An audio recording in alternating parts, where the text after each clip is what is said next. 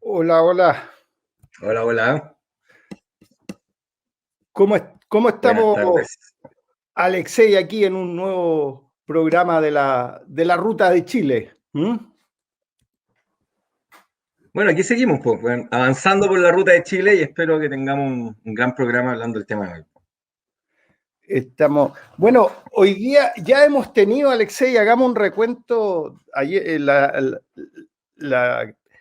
el programa pasado vimos todo un tema de la temática del Estado. ¿Qué te quedó de eso para ir haciendo un recuento de lo que hemos estado viendo para entrar hoy a la temática de hoy día? Bueno, lo que más me quedó es que tenemos la oportunidad de repensarnos en esta etapa de Chile y la lógica del Estado, con la que hemos visto al Estado siempre, puede cambiar. Eso es lo principal. Y nosotros estuvimos dando algunas luces de lo que se nos ocurre a nosotros, que era ser un Estado emprendedor, ¿no es cierto? O de lo que nosotros pensamos que podría ser, pero como decimos siempre, estamos invitando a todos los auditores, televidentes, no sé cómo se dice aquí en YouTube, eh, pero a que se cuestionen estas cosas, porque es este diálogo el que nos va a traer las respuestas, creemos nosotros, desde el pluralismo del emprendimiento. Y desde el emprendimiento, la lógica emprendedora, porque el PDG es un fenómeno sociológico, según yo. Estamos básicamente ¿cómo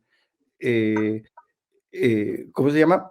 Eh, Viendo 45.000 personas que nos quieren decir de todo, nos quieren decir que no están bien cuando están todos inscritos por internet y una pega titánica, digamos, que se hizo para formar algo así que acumule los emprendedores. Y nosotros veníamos en la Fundación La Cuarta Ruta ya 5 años fuerte, pero más de 14 años, y tú eres testigo por la reflexión y todo, trabajando la lógica emprendedora, la ideología del emprendimiento con nuestros 7 valores, pues, Alexei.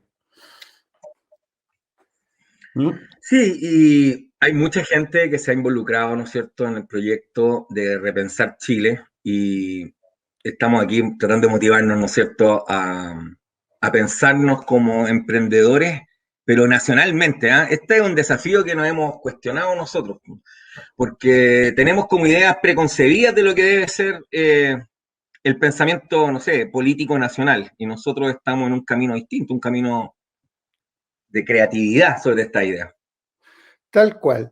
Ahí, en el fondo, aquí estamos con Alexei Cepeda viendo esto. Bueno, Alexei, tenemos nuestra temática para hoy, que es esta pregunta.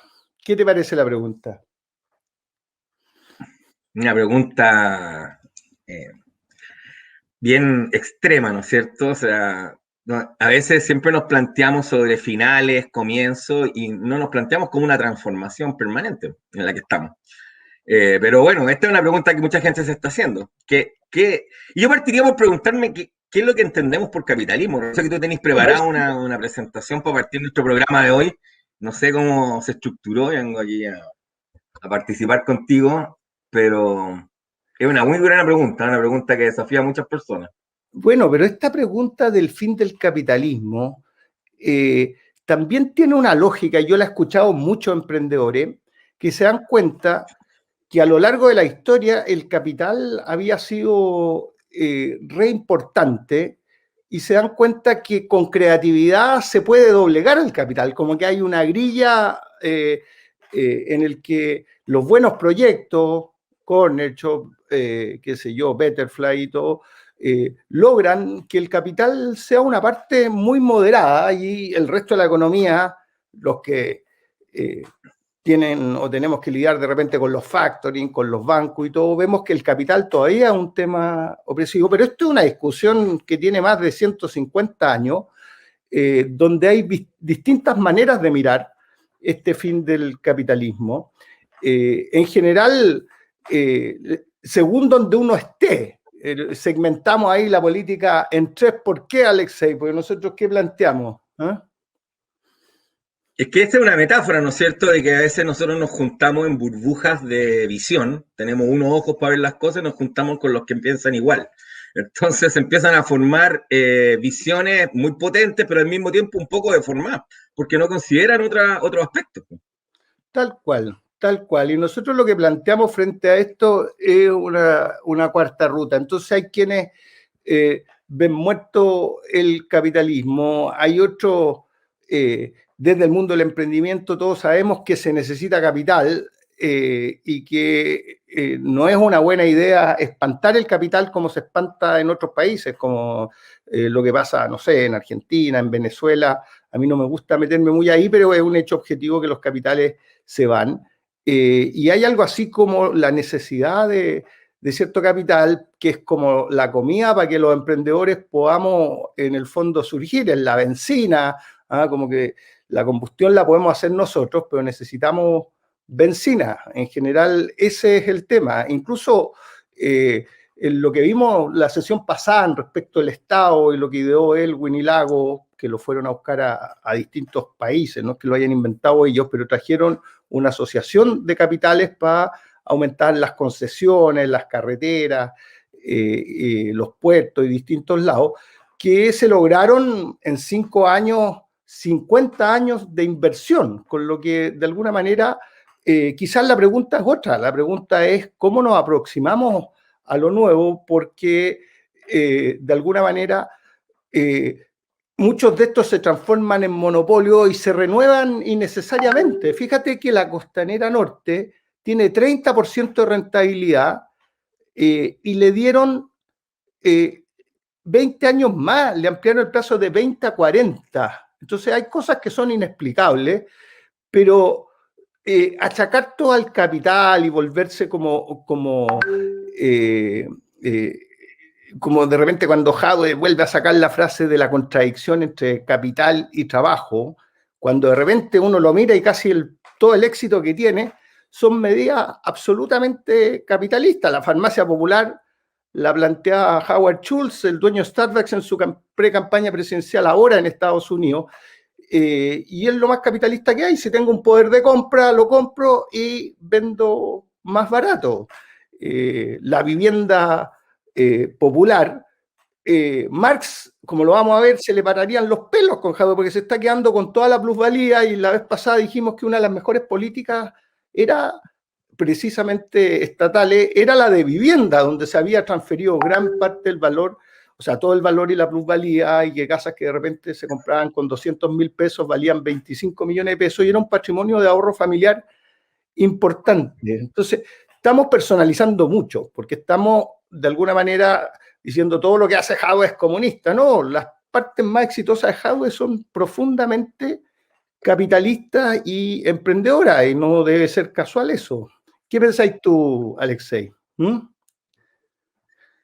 Bueno, creo que tenemos que tomar al capitalismo como una palabra que apela a conceptos que fueron en su momento algo muy innovador, ¿no es cierto? El mundo antiguo no conocía el capital, habían señores feudales antes, pues viejo.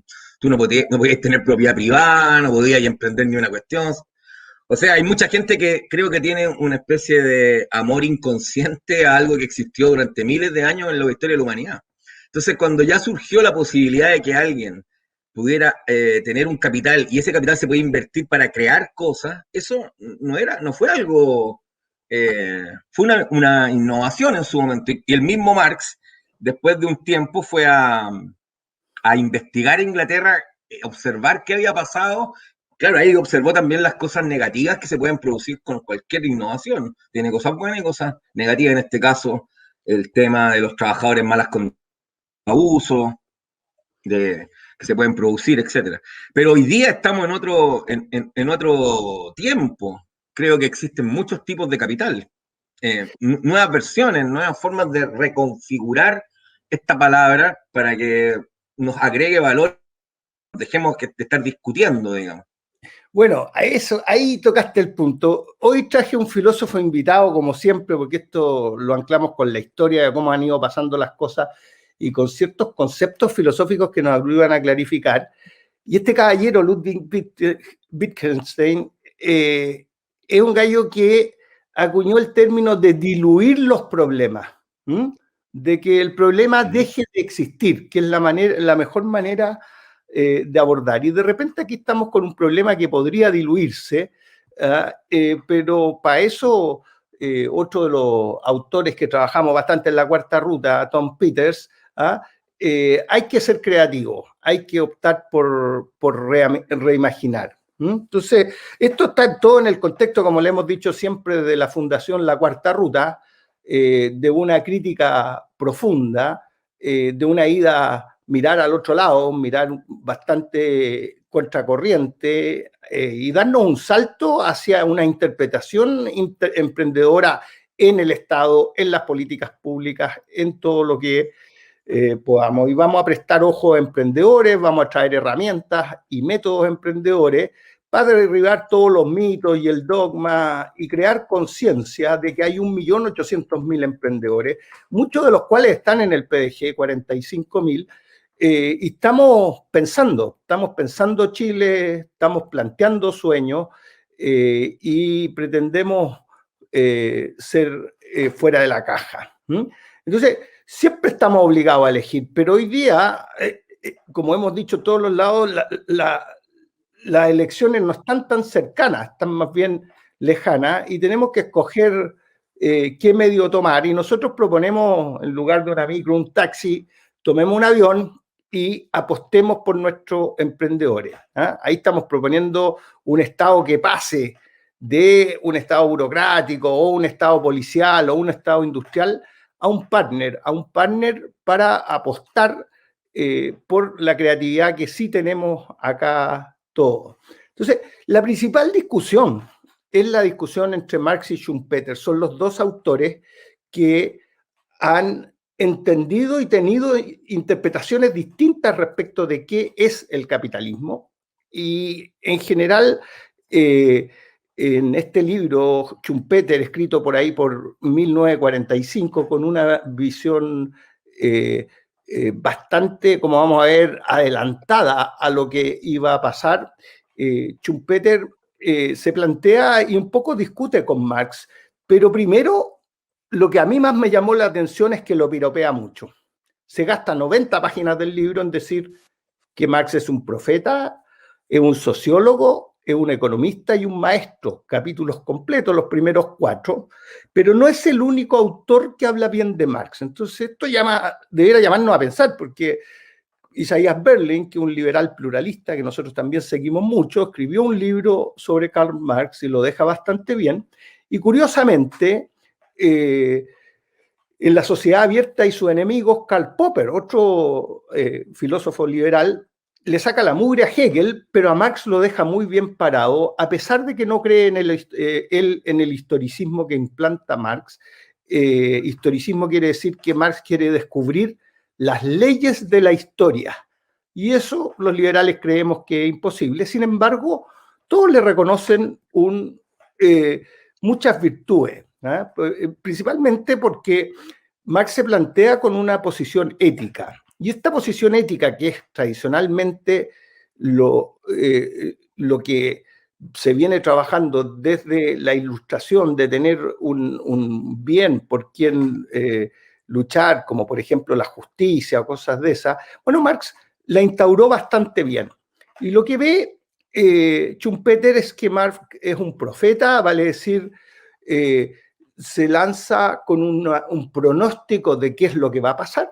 O sea, las clases populares, que son todo el resto, dividen en dos clases, van a terminar tomándose el poder, y pone un sueño, un mesianismo, y es por eso que esto dura tanto, porque hay gente que todavía cree en que la sociedad se va a comportar como lo predijo Marx. No sé si te has dado cuenta de ese fenómeno del mesianismo y lo potente que es. El mayor mesianismo que conocemos nosotros es el cristianismo, que promete la vida después de la vida. Entonces, y con eso se logra a veces una manipulación también extrema, hasta para vender la salvación, digamos. Estos mesianismos son potentes y hay que tenerles cuidado, ¿no, Alexei? ¿Aló? Ahora ahí sí, Rodrigo, disculpa, problemas de señal. Oye, pero sí me he dado cuenta, y no solo me doy cuenta, yo creo que todo el mundo se da cuenta de que hay veces que, sobre todo, algún tipo de persona transforman ideas de algún filósofo como Karl Marx, que obviamente tuvo un gran impacto en su época y durante la historia, pero lo toman justamente como una idea mesiánica, es decir, están esperando que cosas pasen. Nosotros los emprendedores generalmente nunca estamos esperando que las cosas pasen. ¿Ah? Nos gusta participar de que las cosas pasen con la creatividad. Y yo sigo escuchando este tipo de discusiones sobre Marx y me da la impresión de que nadie se ha dado cuenta de que la misma idea de capital ha ido evolucionando un montón. O sea, hoy día, como te lo comentaba hace un rato, existen muchas formas de capital que conocemos los emprendedores modernos. Fíjate que ya vamos a llegar para allá, pues vamos a llegar vamos a llegar allá, lo tenemos en la crítica central de Schumpeter a Marx. Lo otro es la idea de un sociólogo. Los padres de la sociología, qué sé yo, Durkheim, Marx y Max Weber. Marx es uno de los padres de la sociología. A principios del siglo XX se empiezan a dar cuenta de que hay ciertos fenómenos que se repiten y empiezan a tratar de transformar la sociología en una ciencia. Por ejemplo, que se muere la gente en los países fríos y oscuros, nórdicos, las tasas de suicidio, cosas de ese tipo, pero también los fenómenos sociológicos del consumismo. Entonces, Marx es uno de los padres de analizar esto sociológicamente. Ahora, en Chile ha habido muchos fenómenos sociológicos. Muchos creen que, por ejemplo, la guerra de Arauco causó un fenómeno sociológico que era que, como este era un país que vivía 300 años en guerra, seleccionaba incluso el tipo de español que llegaba acá, que tenía que ser más aguerrido, porque el más tranquilito se iba, qué sé yo, a Buenos Aires, qué sé yo, a Ciudad de México o a, no sé, Lima, por decirte algo, y se venían para acá. Los fenómenos sociológicos nosotros ahora los tenemos arriba de la mesa. El fenómeno de las mujeres es un fenómeno sociológico, de las minorías sexuales, lo mismo. El fenómeno de los millennials es un fenómeno sociológico. Bueno, y Marx es uno de los padres de esa ciencia, digamos. ¿Ah? Lo que muchos lo ningunean respecto de economista, era un tremendo economista, seguidor de David Ricardo, y creó la primera teoría del valor, digamos, el valor de uso versus el valor de cambio, y esta idea de que hay robo de esa plusvalía, y era un economista de bastante... pero por último, lo define como un maestro. Y un maestro hay que entenderlo como alguien que es capaz de dejar discípulos, así como un Cristo que deja 12 discípulos, pero en todos los grandes pensadores, en Platón está el neoplatonismo, en Kant el neocantismo y el platonismo en Platón, el marxismo en Marx, obviamente son autores que dejan huella. Muchos de sus discípulos, Federico Engels o George Lukács, que estos son neomarxistas, Horkheimer y Adorno, son gallos que han tenido bastante renombre, Charles Taylor, teorías que vienen de Hegel, como por ejemplo el tema del reconocimiento, que es una cuestión fundamental en las teorías de justicia de hoy día, porque hay teorías de justicia que buscan redistribuir las lucas para acá y para allá, que es la que estamos anclados, pero las mujeres no están pidiendo eso, están pidiendo reconocer algo, reconocer, poderlo ver, poderlo valorar, poder ver la contribución a la sociedad. La Nancy Fraser y Axel Honneth trabajan sobre eso, y ellos también son discípulos de Marx. Entonces, básicamente, para hablar en contexto, tomarle el peso a la figura es importante y discutirla en el contexto del minuto que explicó y qué es lo que no podía ver, digamos, porque por muy profeta que sea, da la impresión que él estaba viendo un capitalismo que era un capitalismo muy distinto de lo que hay ahora, con lo que muchos incluso plantean cambiarle el nombre, porque la economía que debiéramos postular y la que defendemos los emprendedores es la economía de la creatividad que mejora, que supera, la economía que siempre nos está sorprendiendo con nuevas invenciones, ¿o no, Alexei?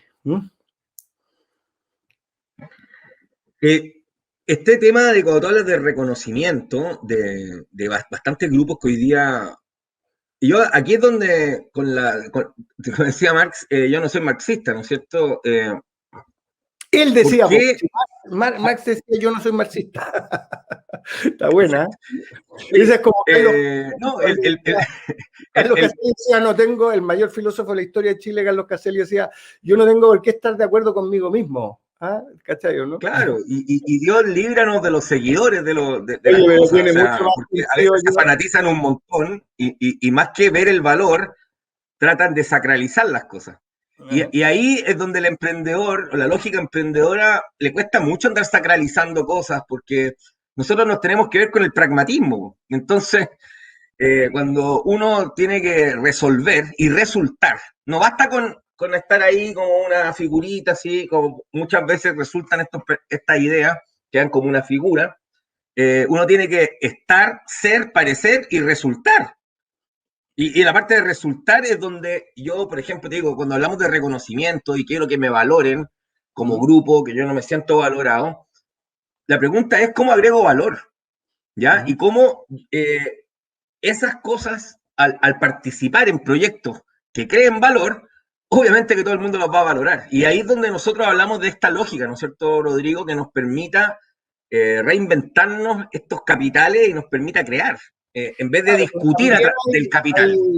pero también hay ahí una destreza en poder distinguir y ver lo que tiene valor, y no todos vemos lo mismo de valor en las distintas cosas, y hay largas luchas de repente que se demoran a veces siglos a lo largo de la historia para reconocer algo que después nos parece como autoevidente. O sea, la mujer en Chile haya tenido derecho a voto en 1948, hoy día es para agarrarse los pelos, ¿o no? Uf, Entonces, yo vengo de una familia de mujeres, mi tía abuela, que es la patriarca de mi familia, aquí en Santiago, ella fue primera generación de mujeres del servicio social en la Universidad Católica, tiene una medallita y primera mujer salida de la universidad de su generación. Y también fue la primera directora de un centro público en su época. Entonces, ¿quién más que yo puedo valorar desde mi propia familia el poder creador de las mujeres? la, Pero la, eso, obviamente, que ha requerido que en estos proyectos, digamos, como está sucediendo hoy día hace rato, o sea, yo, por lo menos desde mi generación, que la mujer está presente casi, podemos tener, que es lo que hoy día se critica, ¿no es cierto?, que tenemos que ir a todos los detalles que mejor ya pasaron de lo evidente y son más sofisticados y que son lo que nos va a permitir funcionar mejor, porque tampoco nos podemos exigir tanto, por Rodrigo, si estos cambios han sido muy rápidos, ¿no es cierto? O sea, tuvimos lo que hay de decir, menos de 100 años en general, o sea, todo lo que estamos hablando. bueno, ha sido, y justamente estamos empezando ahí con Schumpeter, 1945. Lo que había visto Marx tenía razón.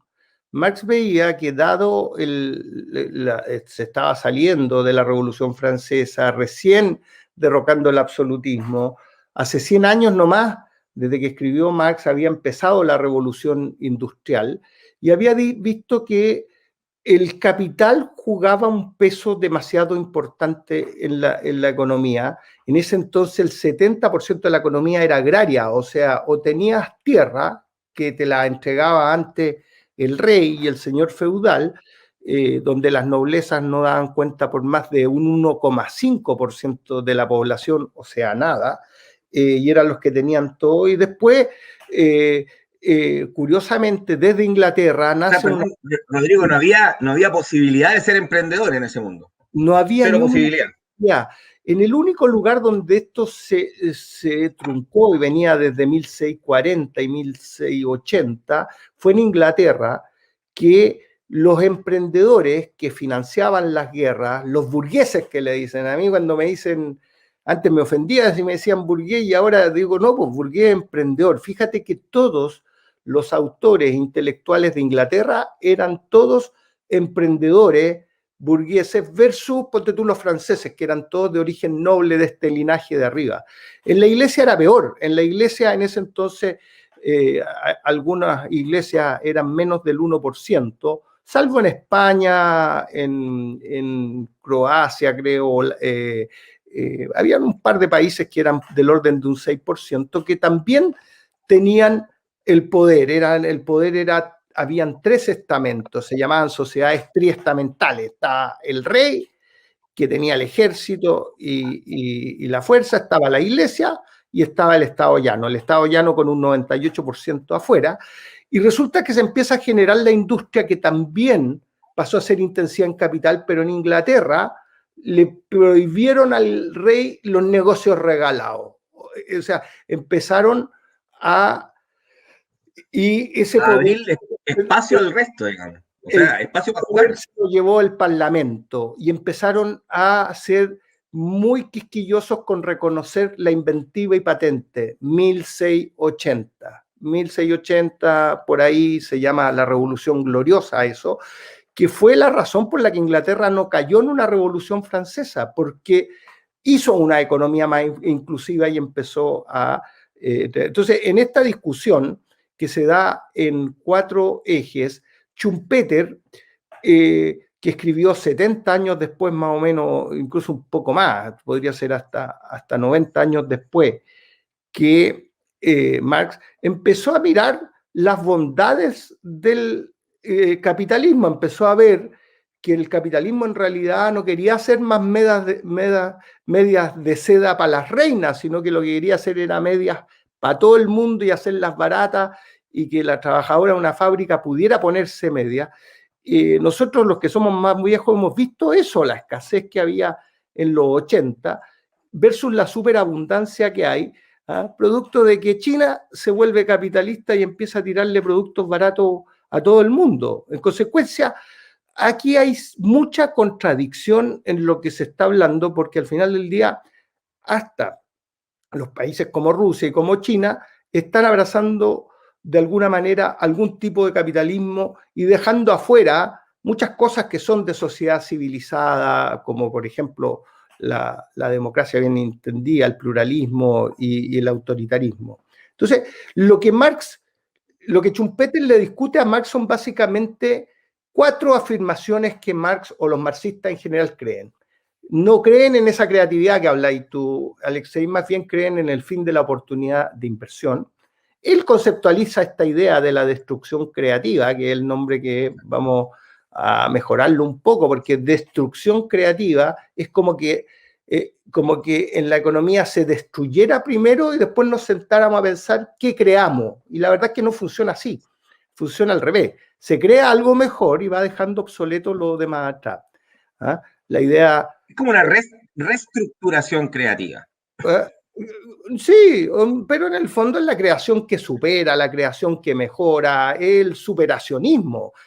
Oye, y hay tantos ejemplos de que eso, en estos últimos años ha dado muchos ejemplos de cómo hay otros tipos de capital, el capital intelectual, el capital humano, etcétera, superan raudamente a veces al capital más básico que es muy poderoso, que es el dinero, ¿no es cierto?, que es el capital económico, y que fue el primer, que hizo su primera aparición cuando tú acabas de comentar, pero que hoy día no lo vemos que podemos jugar con más aspectos, digamos, sobre todo la gente que no accede a grandes capitales, que son la mayoría de los emprendedores. Sin Nos duda. cuesta un montón. Y aquí en el punto 3 Tenemos se cae medio a medio Schumpeter, porque Schumpeter ve algo así como un debilitamiento del derecho de propiedad que vamos a hablar. Dice que uno no es propietario de la misma manera de las cosas propias de la casa, del auto, que por ejemplo de acciones y cosas, pero nosotros vemos justo el fenómeno contrario, pero estamos hablando 70 años después que Schumpeter, y también le discute la idea de que vaya a haber 2 clases, y eso se ha ido mostrando más claramente ahora con una sociedad pluralista, un verdadero mosaico donde hay artistas, donde hay intelectuales, donde hay de los más diversos creadores y el jardín más diverso de flores, como diría Isaías Berlin, que ha ido creando la sociedad. Entonces, el fin de la oportunidad de inversión es justamente esto, que antes se creía que se ampliaban los mercados porque se descubrían nuevos mundos, porque se descubría, qué sé yo, América, y eso te amplía el mercado, obviamente. Mucha gente dice, no, es que está entrando China, es que está entrando India, entonces, pero eso no da cuenta de invenciones, de cosas que vienen de la cabeza de nosotros mismos. Es aquí donde esta es una manera de fin del capitalismo, que es el que propugnamos los emprendedores, que es la idea de que la creatividad pesa más que el capital.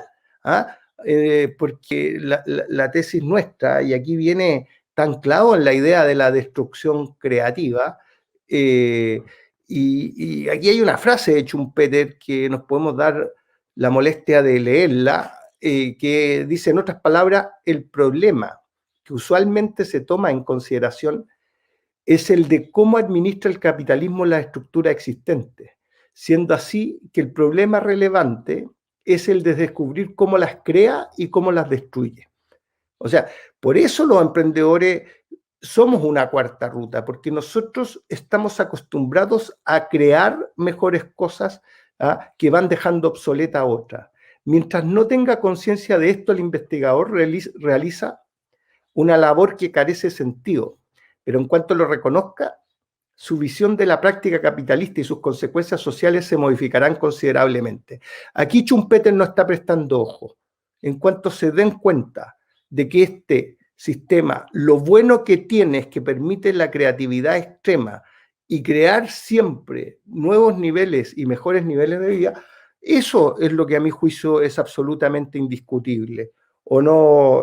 Yo sé que tú tenías harto para hablar sobre esto de la destrucción creativa, que nosotros lo hemos aplicado a todo. Esta foto de cómo un celular va destruyendo a otro es también cómo funcionan nuestras ideas, nuestras cabezas, la historia del Estado. Todas las historias son así, siempre se va creando una mejora, pero siempre quedan en el último cosas del primero. O sea, todavía nosotros tenemos lógicas que vienen muy de atrás, pero la lógica más nueva en Chile es la lógica de los emprendedores del 1.800.000, y por eso estamos contentos que en el PDG se haya formado un partido de emprendedores y estamos trabajando para entregarles antecedentes para defender mejor la causa de este fenómeno sociológico del emprendimiento en Chile. ¿Qué dices tú, Alexei? ¿A ti te gusta esto de la destrucción creativa? Sí, o sea, sobre todo más que, o sea, tú sabes que el espíritu creativo, yo siempre he estado relacionado con temas de arte, sobre todo cuando era más joven, así que claro, yo feliz y sobre todo me gusta el espíritu creativo en un equipo, porque esa es una experiencia, lo que la hayamos vivido, sabemos que es una experiencia muy gratificante. Me imagino que todos ahí están mostrando un montón de ejemplos de cambio y de transformación. Y por supuesto que eso, en esos instantes los equipos, imagínate, los que crearon el computador Apple, ¿no es cierto? O los mismos unicornios chilenos que hoy día, este año, fueron famosos, imagínate después de haber hecho todo un esfuerzo, haber logrado revolucionar algo oye, y sacan de en medio grandes inversiones de capital económico. Bueno, por eso está Fecha. esto, porque Kodak, por ejemplo, cuando se le ocurrió meter la cámara fotográfica en el celular, quebró. Se quebró una empresa que era un gigante, y si uno toma 40 años para atrás, el 95% de las empresas que estaban entre las 500 más grandes del mundo ya desaparecieron. En consecuencia, no se puede afirmar algo así como una estructura sólida en el mundo de hoy.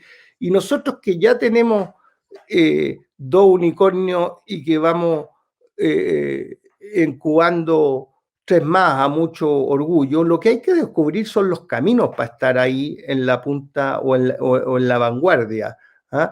Mira, fíjate esta frase. Esa es la conversación que necesita Chile, ¿no es cierto, Rodrigo? Esa es justamente la conversación que Peter necesita. hace esto, mira, analiza entre 1980 y 98 y dice que Estados Unidos creó 29 millones de empleos y Europa 4. Y dice, ¿cuál es la diferencia? Cualquiera reduccionista, economista te va a decir 25 millones la diferencia, pero dice, no, fíjate que Estados Unidos creó 29 después de destruir 44, y entonces creó 73. Lo que importa es la suma, la diferencia. En cambio, Europa no creó un solo nuevo empleo, creó 4 millones en el puro sector público. Entonces, es muy parecido. Nosotros hablamos de emprendedores en todos lados, emprendedores sociales, emprendedores en lo intelectual también hay emprendedores. Y el autor que habla de filosofar a martillo y mirar la historia y destruirla y ver bien los valores que estamos creyéndonos, cuántos son cuentos mito, por ejemplo, es Nietzsche. ¿Ah? Pero se ha creado todo esto nuevo y eso ha pasado en pocos años. Los queridos millennials no lo saben, pero el mundo cuando nosotros éramos más jóvenes todavía se parecía un poco más al mundo tradicional donde era más difícil emprender. Pero aún a costa de todo eso, y eso es lo que tiene que tener fe, porque los únicos capaces de sacar a Chile de este impasse son los emprendedores. El emprendimiento es feminista, hay más mujeres emprendedores que hombres, el emprendimiento es inclusivo, el emprendimiento es creativo, tenemos que hacerlo más responsables, pero ahí estamos obligados a ser pragmáticos. Hay hoy en día empresas B y hay mucha filantropía en el emprendimiento. El emprendimiento lo que más valoran desde el emprendedor que está en la plaza, de cualquier plaza de Chile vendiendo, qué sé yo, anticuchos, sopaipillas, valoran su libertad. Y sabemos que vamos a caer en algún minuto en el emprendimiento porque el 90 o 95% de las personas no duran no los vuelven a contratar después de los 50 años. Hay un reciclaje emprendedor y al luchar por el emprendimiento y por la cultura emprendedora y por nivelar la cancha, tanto con el Estado estamos proponiendo incluso lo invertido. Oye, Estado, tú tenés que ser partner nuestro, pero al nivelar la cancha también con tanto monopolio que no es que afecten mucho hasta hoy en los precios, pero sí afectan mucho en las condiciones de competencia y en el abuso. Entonces, básicamente, esa es la idea de la destrucción creativa. ¿Qué reflexión te surge? Yo sé que eres reapasionado de la creatividad, te gusta el teatro, te gusta el arte, tú gozáis cuando estamos ahí en la fundación, en el barrio Conchitoro, con los artistas, y nosotros estamos acometiéndonos al desafío de cómo hacemos de Chile un país más creativo en la Cuarta Ruta, y esto tiene mucho arraigo en todos los sectores, pero en el PDG especialmente, digamos. Bueno, me surge inmediatamente la idea, la idea, el proyecto Conchitoro que hemos nombrado.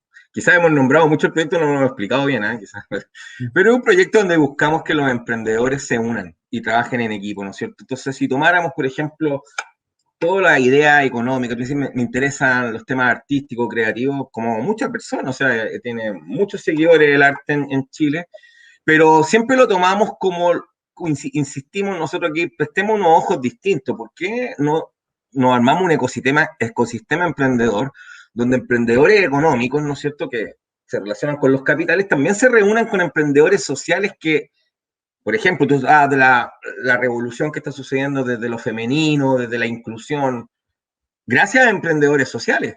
O eso no pasó porque pasó. Y hubieron estrategias y pensamientos y se utilizaron capitales creativos, inventivas, humanos para transformar la sociedad.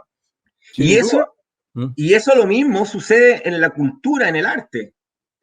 Tú hablabas de Estados Unidos en el siglo XX, ha sido por lejos uno de los principales, a pesar de que la gente lo critica porque tiene la más media y todas esas cosas, pero si uno investiga en términos de creación literaria, de artística, también es súper próspero, súper de cosas de calidad, ¿no es cierto? Si no, el emprendimiento se nutre de todo eso. Ya lo decía Steve Jobs, que él era un amante del diseño, de la creatividad, y todo eso lo incluyó en sus productos. Y por eso fueron tan exitosos. Entonces, si nosotros en Chile seguimos en la discusión marxista de dónde está la cuña para meterla y de pelearnos por, comillas, un capital en vez de sinergizar nuestros capitales, nos va a pasar el tren del siglo XXI por encima, porque aparte se vienen grandes revoluciones este siglo y nosotros debiéramos estar con todos nuestros capitales bien aceitados, bien desarrollados y lo más difícil, Rodrigo, integrados, ¿no es cierto?, en un sistema, en un ecosistema que funcione, que genere esta destrucción creativa de manera potente. Eso es lo que reflexiono sobre esto. Y hay que ver esa creatividad en todos lados. Mira, hay un francés que se llama Guy Sorman, que es seguidor de otro francés, Tocqueville. Los dos son muy pro-norteamericanos. Tocqueville, por ahí por 1850, fue a admirar en Estados Unidos cómo funciona la democracia y cómo el poder llega abajo. Nosotros, no sé, 200 años después, casi todavía estamos con el tema del regionalismo. El regionalismo debiera implantarse con fuerza en Chile, y resulta que él lo fue a admirar y Guy Sorman se da cuenta y dice, mira, si todo nos viene de Estados Unidos, el bikini, decía, el blue jean, son inventos incluso más pedestres, como por ejemplo el diseño en Italia, el diseño de los autos, el diseño de los zapatos, el diseño, mucho tienen también los argentinos, una ciudad donde uno va y hay muy buen diseño, y son cosas que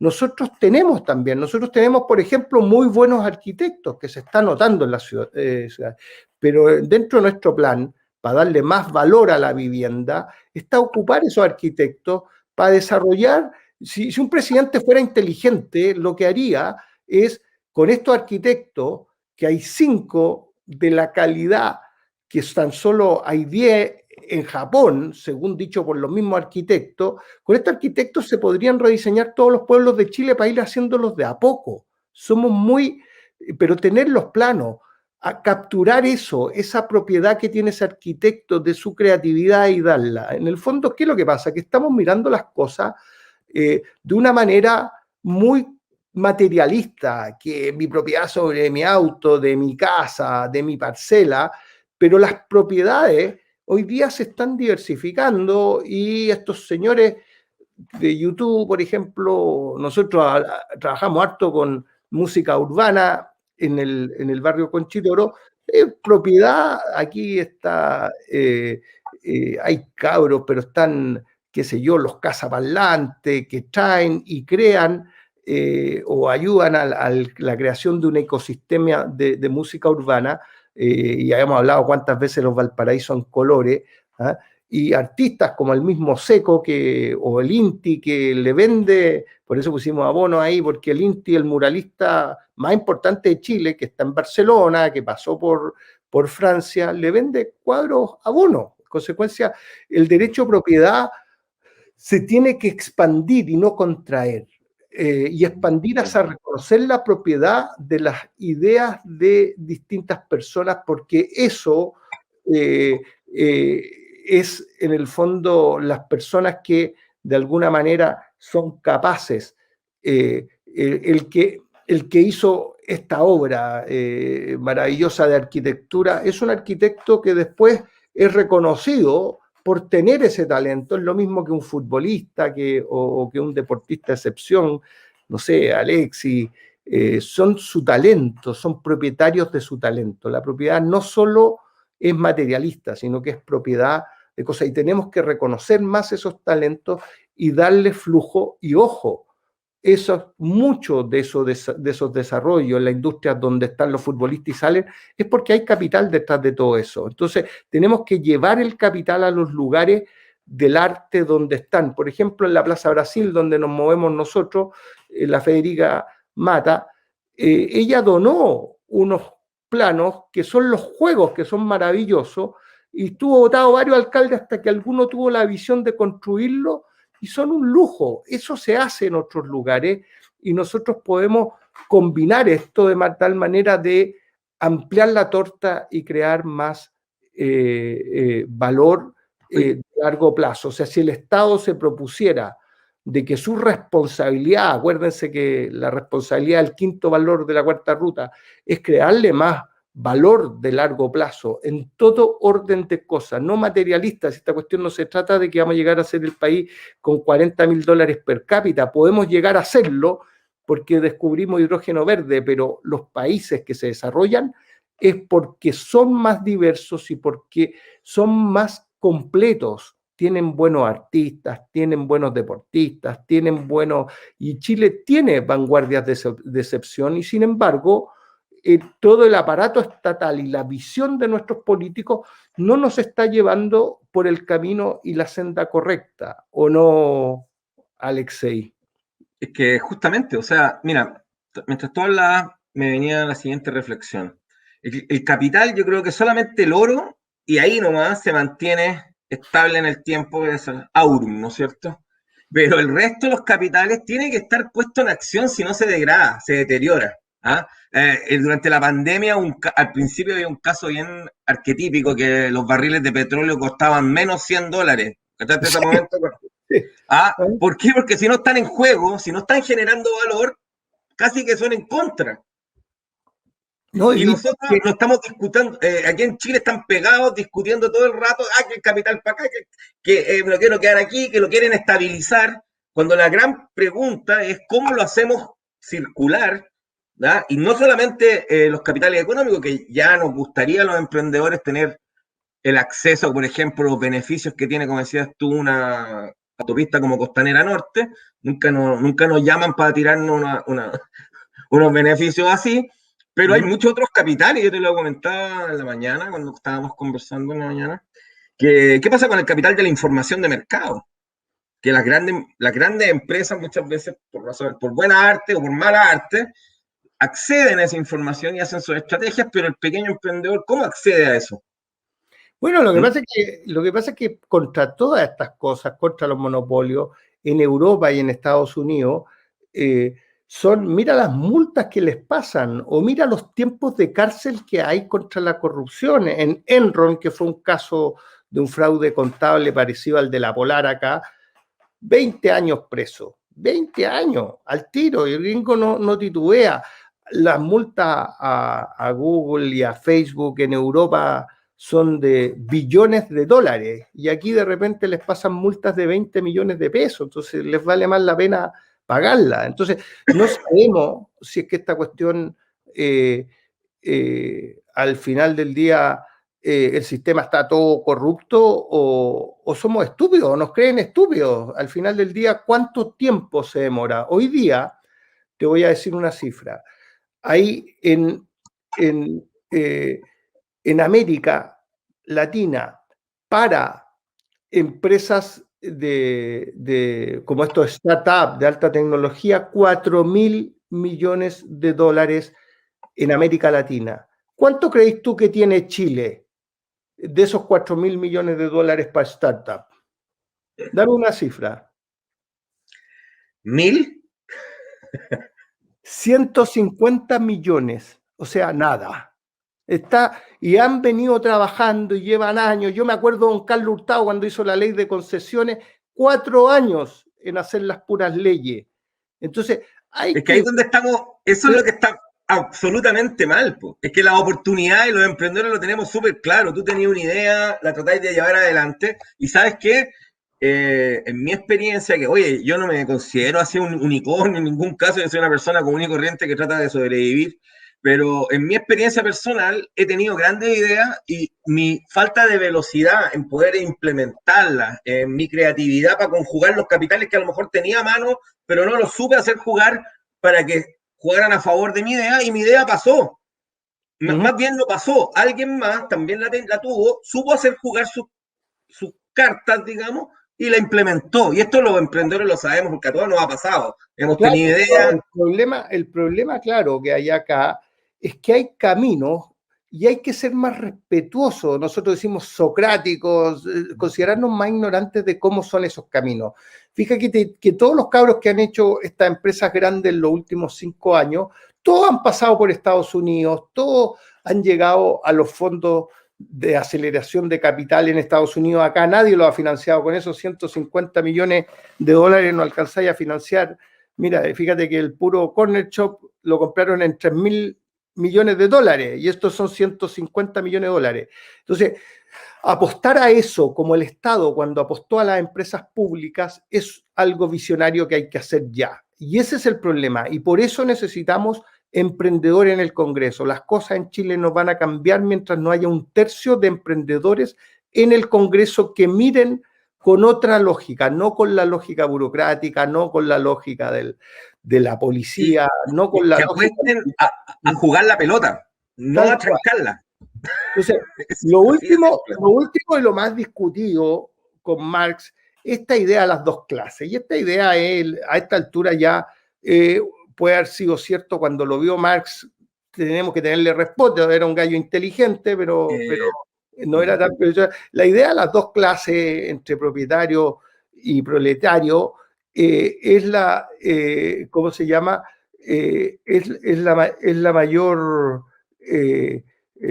complemento. Esto viene de la idea de que Marx se la tomó a San Simón, pero que del telar de manos surge la sociedad feudal, del telar de vapor la sociedad industrial y que básicamente lo que está condicionando básicamente es que el lugar donde tú trabajas te predetermina. Y entonces el puesto que tú ocupas estás predeterminado. Si tú empezaste como cajero en un supermercado, vas a tener que estar siempre ahí. Y eso es lo que se ha ido rompiendo con la mayor variedad de profesionales y de tipos de trabajo y con las redes sociales donde se accede a mucho más información y posibilidad y los cabros ya no quieren trabajar de por vida, sino que quieren un trabajo que incluso sea como jugar. Si a uno le impresiona cómo están llegando las nuevas generaciones a transformar el trabajo en una experiencia agradable y lo están logrando. Muchos de los viejos de la edad de uno y más los miran como escépticos y de repente no son nada de pelotudos estos cabros, encuentro yo. ¿Qué encontráis tú con todo este cambio de la manera y todo el pluralismo que hay en el ambiente? Nosotros podríamos decir, como a lo Marx, emprendedores del mundo unidos o de Chile unidos en el PDG y estaríamos viendo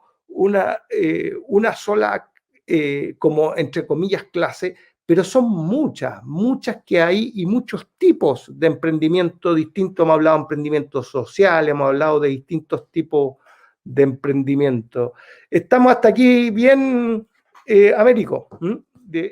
Entonces, el punto es que, de alguna manera, mirar la sociedad de la manera en que queremos nosotros hoy en día, queremos mirarla con lo que hay ahí y construir desde donde estamos. Somos 1.800.000 emprendedores que no le estamos pidiendo un favor a nadie y lo único que estamos pidiendo es el plan más radicalmente emprendedor. Hoy los emprendedores necesitan un verdadero plan Marshall para salir adelante. Chile debiera disponer a lo menos de 6 meses a un año de préstamos tipo CAE para los emprendedores para sacar al país adelante y seguir. Es la única manera de no seguir desaguando los fondos que están ahorrados en la AFP y en otros lugares, ni desbancándose, porque al final del día no creemos en el paternalismo ni en la lógica del regalo, creemos en la lógica de que se devuelve, pero dennos el tiempo con un porcentaje de las ventas para tomar las riendas y estudiar bien los fondos de capitales de riesgo. Chile no puede tener 150 millones de 4.000 millones de dólares que hay en América Latina. No podemos representar un porcentaje tan insignificante de capital. Por suerte, los emprendedores chilenos han salido arriba, pero eso genera una tremenda desigualdad, porque los que salen a Estados Unidos a buscar esa plata son unos muy pocos dentro de los muy pocos. Entonces, después nos quejamos por la desigualdad. ¿Qué pensáis, Alexei? Oye, pienso que tenemos que invitar a toda la gente joven, es decir, los millennials, a la gente joven, porque los emprendedores mayores quizás ya estamos curtidos por los golpes, hemos aprendido del pragmatismo, pero invitar a la gente joven a utilizar todo ese potencial, como hemos visto ya varios ejemplos, y salirse de las conversaciones antiguas, de conversaciones que fueron importantes siglos atrás, pero que hoy día se han renovado de una manera muy tú lo hablábamos en el programa anterior, todavía no existe el Estado emprendedor. ¿Por qué no hacerlo aquí en Chile? ¿Ah? ¿Por qué no dar el salto que quizá son un país que necesita este salto? Tú lo estás hablando, una especie de plan Marshall, pero tú decías emprendedores del mundo unido, de Chile unidos, a lo Marx yo diría sinergizados. Claro. ¿Ah? En el sentido de que no sacamos nada con estar unidos como los que andan y no nos sinergizamos, no va a pasar nada. Entonces nosotros cachamos que esto va más allá de la Chile y el Colo-Colo, perdonen la Chile y el Colo-Colo por ponerlos de ejemplo, digamos, pero estarse en bandos. Oye, diciendo un último consejo aquí al final, digamos que leí un autor que se llama Antonio Escotado, un filósofo español moderno, un erudito, y tiene un libro que se llama Los enemigos del comercio, y ahí yo le leí que incluso el mismo Marx, en una de las últimas ediciones, se había retractado del tema de la guerra de clases, debido a que había llegado a la conclusión de que si las formas de generar ingresos se podían sinergizar y uno pudiera durante su vida ir renovando su manera de generar ingresos, obviamente que las clases iban a fluctuar. Y si uno encontraba formas de generar ingresos mayores, uno iba a cambiar su nivel o su clase. Y eso, el mismo Marx tuvo algunas reflexiones, por lo que tengo entendido, en ese tema. Entonces, salgámonos del espíritu anquilosado de los seguidores y arriesguémonos a estas propuestas como las que estás planteando tú, Rodrigo. Que son las que... Nosotros estamos planteando dos propuestas revolucionarias. La primera, una cuarta ruta, y una cuarta ruta no con un centro como el que ha existido en Chile hasta hoy, que la gente de centro es un gallo de izquierda un poco menos más moderado, un gallo de derecha más moderado. No, nosotros estamos planteando un centro que siga una propuesta valórica concreta, que se la juegue por el pluralismo, se la juegue por la creatividad, se la juegue por el emprendimiento, por la responsabilidad, por la filantropía, el pragmatismo y la libertad. Y eso no existe en ni una parte del mundo. Y ese es uno de los problemas que hay, porque en Chile somos tan inseguros que creemos que porque no existe en ni una parte del mundo no lo podemos crear acá. Y estamos proponiendo un estado de lógica emprendedora, y que es mucho más que lo que se ha hecho en Asia, que en Asia el Estado puede, y lo ha hecho grandes logros, interviniendo, pero ha contado con una sociedad responsable que cuando recibe plata trata de ser el mejor en lo que hay y logra, partiendo haciendo malos autos, termina haciendo buenos autos. La lógica emprendedora significa básicamente que es la idea de que el valor está por delante y el Estado que nos muestre qué valor le va a crear a las personas, porque hay una responsabilidad en recibir plata de todos los chilenos, 75.000 millones de dólares al año, de los cuales seguro que el 30 o el 40% están mal gastados. Entonces nosotros queremos poder devolverle los impuestos y el IVA a las personas que están pagando IVA y que no debieran. El 50% de los recaudos de Chile es el IVA. Eso es una vergüenza.